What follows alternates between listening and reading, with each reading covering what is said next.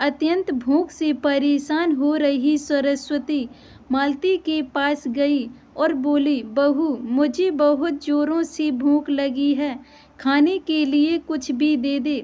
सरस्वती का कहना सुनकर मालती मुंह टेढ़ा करके बोली, दिन भर सिर्फ आपको भूख ही लगती है, दूसरा तो कुछ भी काम नहीं रहता आपको। उस टेबल पर चने रखे हैं, वही खाकर पानी पी के सो जाओ। आज दोपहर को मैं मेरी फ्रेंड के साथ बाहर जाने वाली हूँ, इसलिए खाना तो रात को ही बनाऊंगी। यह सुन के सरस्वती का मन उदास हो गया और सरस्वती धीरे से बोली, तू कहे तो मैं खुद के लिए कुछ बना लूं। मालती गुस्से से बोली, एक व्यक्ति के लिए खाना बनाऊंगी क्या आप? सोचकर मालती किचन में गई और उसने फ्रिज में रखे हुए बासी चावल निकाले। अचार के साथ वह चावल एक थाली में परोसकर सरस्वती के आगे रखकर बोली कि खा लो। ऐसा कहकर पर्स लेकर मालती घर के बाहर चली गई। चावल फ्रिज में रखे थे तब भी वह खराब हो गए थे, उनसे गंदी बदबू आ रही थी। सरस्वती ने गुस्से से वह चावल डस्टबिन में डाल दिए। इसके बाद उसने दाल चावल निकाल कर अपने लिए गरम गरम खिचड़ी पकाई और पुदीने की चटनी के साथ खाई और सब बर्तन घिस कर किचन साफ किया और चुपके से अपने रूम में जाकर सो गई। मालती ने भले ही खाना बनाने से मना किया था, पर यह घर उसका भी था और वह खुद खाना बना कर खुद खा सकती थी। दूसरे दिन वह सरस्वती अपने रूम में बैठी थी, उतने में उसका बेटा रमेश उधर आया और बोला, माँ, आजकल महंगाई बहुत बढ़ गई है, मुझे घर खर्च चलाना भी बहुत कठिन हो रहा है, ऊपर से पापा की तेरहवीं भी बहुत खर्च हुआ। माँ, मैं सोच रहा था कि एक रूम किराए पर दिया जाए, घर का किराया आने पर घर खर्च में थोड़ी मदद होगी। सरस्वती बोली, बेटा, तुझे जो ठीक लगेगा तू वही कर। उसके बाद रमेश गला साफ करते हुए बोला, माँ, तेरा रूम खाली कर दे और नीचे के छोटे रूम में शिफ्ट हो जा। उस छोटे रूम में टॉयलेट और बाथरूम नहीं है तो उसे कोई किराए पर नहीं लेगा।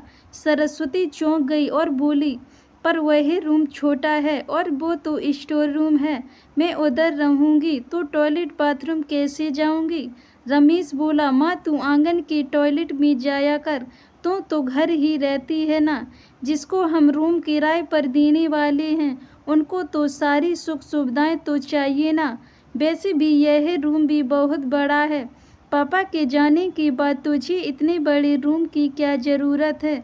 सरस्वती कुछ क्षण शांत रही और सोचने के बाद बोली, टेरेस पर जो रूम है वही भी हम किराए पर दे सकते हैं, उस रूम में सब सुख सुविधाएं हैं। उस पर रमेश बोला, नहीं माँ, वह रूम हम किराए पर नहीं दे सकते, वह अपने मेहमानों के लिए रखा है। तुझे तो अच्छे से पता है कि मालती के मायके वालों का आना जाना चालू रहता है, इसलिए एक्स्ट्रा रूम मेहमानों के लिए रखना पड़ेगा। सरस्वती सब समझ गई थी कि बेटे ने तो उसका ही रूम किराए पर देने का निर्णय लिया है, क्योंकि वह बुढ़ापे में बेटे और बहू पर आश्रित थी। इसलिए रमेश ने जो कहा उस पर सरस्वती ने ज़्यादा विरोध नहीं किया। उसने अपना थोड़ा सामान लिया और छोटे रूम में शिफ्ट हो गई। उधर पुरानी रूम छोटे रूम में उसका जी घुट रहा था, तब भी वहाँ उस रूम में दिन काट रही थी। नया किराएदार आया था, सब पहले जैसा चल रहा था।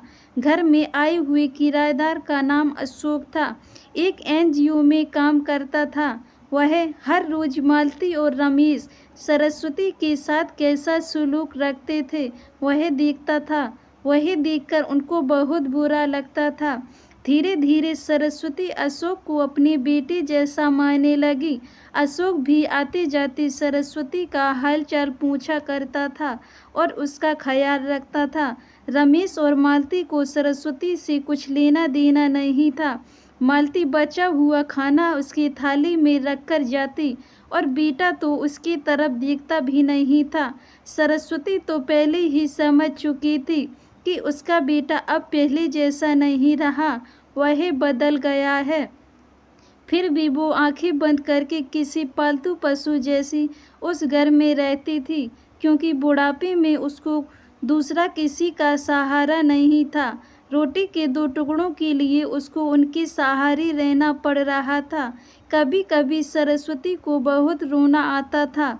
सरस्वती अशोक को अपने मन की बातें बताने लगी। उनके पति की मौत बेटे की लापरवाही से हुई थी, पर वो ज़्यादा नहीं बोल पा रही थी। जब पति काम पर जाते थे तब घर में हम दोनों को बहुत मान सम्मान मिलता था। जब वह काम करने में असमर्थ हो गए तब रमेश को उन्होंने घर खर्च में मदद किया कर ऐसा कहा। यह बातें रमेश के मन को बहुत लगी। जब तक पति घर चला रहे थे रमेश अपने सब पैसे बचा लेता था, पर अब शर्म से और मजबूरी में उसको घर खर्च चलाना पड़ रहा था। धीरे धीरे माँ बाप का खर्च उसको बोझ लग रहा था, लेकिन वह स्पष्ट रूप से कुछ भी नहीं कह सकता था। इस बीच पति का स्वास्थ्य बिगड़ गया और वह चल बसे। डॉक्टर के पास जाने से पता चला कि उनको निमोनिया हुआ था। डॉक्टर थोड़ी महंगी दवाई लिखकर देते थे, तो रमेश पैसे बचाने चाहिए, इसलिए रमेश आधी दवाई लेकर आता था। शुरू में पति का स्वास्थ्य सुधर गया था, तब रमेश ने उनकी गोलियां औषधि बंद कर दी थी। पति भी इन चीज़ों पर ज़्यादा ध्यान नहीं देते थे, लेकिन एक रात में उन्हें सांस लेने में बहुत परेशानी हुई। सरस्वती बहुत घबरा गई और वह भाग भाग के गई और रमेश के कमरे का दरवाज़ा ठोकने लगी और कहने लगी कि पापा का स्वास्थ्य बहुत बिगड़ गया है, चल हम उन्हें डॉक्टर के पास लेकर जाते हैं। उस पर रमेश बोला, माँ मुझे अब सोने दे, मुझे बहुत नींद आ रही है, हम सुबह पापा को डॉक्टर के पास लेकर जाएंगे। ऐसा कहकर उसने दरवाज़ा बंद कर लिया था। सरस्वती रात भर पति के तकिए के पास चिंतित बैठी रही।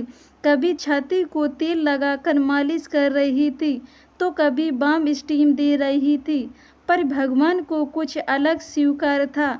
सुबह तक उनकी मृत्यु हो गई थी। घर में कब्रिस्तान जैसी शांति थी। रमेश रोने का नाटक करने लगा। मालती तो ऐसी रो रही थी कि जैसे उसको वास्तव में ससुर चले गए हैं। इस बात पर बहुत दुख हो रहा है। सबसे ज़्यादा धक्का लगा सिर्फ सरस्वती को, पर वही कुछ बोल नहीं पा रही थी। सरस्वती की आंखों से अश्रु बह रहे थे और उसके ओंठ थर थर काँप रही थी, जैसे कि वो कहना चाहती हो कि अब रोने का नाटक क्यों कर रहे हो। मेरे पति की मौत के आप दोनों जवाबदार हो। और वह कुछ बोल नहीं पाई। क्रियाक्रम कर दिया गया। सरस्वती के दिमाग में हमेशा एक बात चलती थी, रमेश ने लापरवाही नहीं की होती तो आज मेरे पति जिंदा होते। उनकी मौत के बाद मालती और रमेश का व्यवहार बहुत बदल गया था। सरस्वती को भी उनके व्यवहार की आदत पड़ गई थी, इसलिए वह उनकी तरफ से कोई भी अपेक्षा नहीं रखती थी, पर उनका मन उसे अंदर ही अंदर उसे खाए जा रहा था। ऐसी औलाद को सबक भी नहीं सिखा सकती। एक दिन उनका किराएदार अशोक उनके पास आया और सरस्वती को कुछ बातें उसने समझाईं। वह बातें सुनकर सरस्वती की आंखों में एक नई उम्मीद जगी। दूसरे दिन सुबह सरस्वती मालती और रमेश के पास आई और बोली, मुझे तुम दोनों से बहुत ज़रूरी बात करनी है। मुझे ऐसा लग रहा है कि तुम दोनों को मेरे साथ रहने में प्रॉब्लम है, इसलिए मैंने सोचा कि मैं वृद्धा आश्रम में रहूंगी। सरस्वती का कहना सुनकर मालती बहुत खुश हो गई। रमेश ने थोड़ा दुखी होने का नाटक किया। फिर थोड़ी देर में सरस्वती ने उन दोनों के चेहरे के हाव भाव देखे और बोली, रमेश तुझे दुखी होने की ज़रूरत नहीं है, और मालती तुझे इतना खुश होने की ज़रूरत नहीं है। पहले मेरी सब बातें सुन लो। और सरस्वती हंसकर बोली, यह बातें सच्ची हैं कि वृद्धा आश्रम में रहूंगी, पर मैं इस घर से कहीं नहीं जाऊंगी। मैं इस घर को ही वृद्धा आश्रम बनाऊंगी। अब यहाँ तुम्हारे जैसे स्वार्थी बेटे और बहू यहाँ नहीं रहेंगे। मेरे जैसे बूढ़े लोग यहाँ रहेंगे, ये मेरा आखिरी निर्णय है। यह सुनकर रमेश और मालती दोनों ही चौंक गए। रमेश और मालती एक दूसरे की तरफ देखने लगे। उन दोनों ने सोचा था कि सरस्वती घर छोड़कर चली जाएगी तो वह दोनों खुशी से रहेंगे। उनको लगा था कि अब उनको सरस्वती की जवाबदारी लेनी नहीं पड़ेगी, उनका ख्याल नहीं रखना पड़ेगा। पर इधर तो सब उल्टा हो गया था। सरस्वती का कहना सुनकर रमेश गुस्से से बोला, माँ, तेरा दिमाग तो ठीक है ना? इस घर पर मेरा अधिकार है, फिर तू इस घर को कैसे वृद्धा आश्रम बना सकती है? तू भूल रहा है बेटा, अभी तक ये घर मेरे ही नाम पर है। सरस्वती गुस्से से बोली, तुम दोनों ने मुझे बहुत परेशान किया, छोटे छोटे बातों पर मेरा अपमान किया, बीमारी के वक्त भी मुझ पर ध्यान नहीं दिया, खाने पीने के लिए भी मुझे बहुत तरसाया। तेरे पिताजी मुझे छोड़कर चले गए।